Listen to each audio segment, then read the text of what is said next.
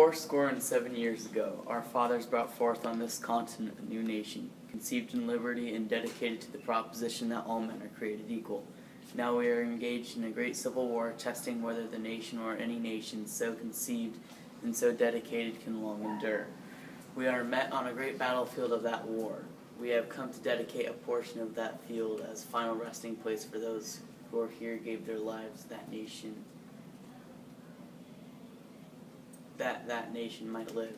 It is altogether fitting and proper that we should do this. But in a larger sense, we cannot dedicate, we cannot consecrate, we cannot hallow this ground. The brave men, living and dead, who struggled here, have consecrated it far above our poor power to add or detract. The world will little note, nor longer remember what we say here, but it can never forget what they did here. It is for us, the living, rather to be dedicated here to the unfinished work which they who fought here have thus far so nobly advanced.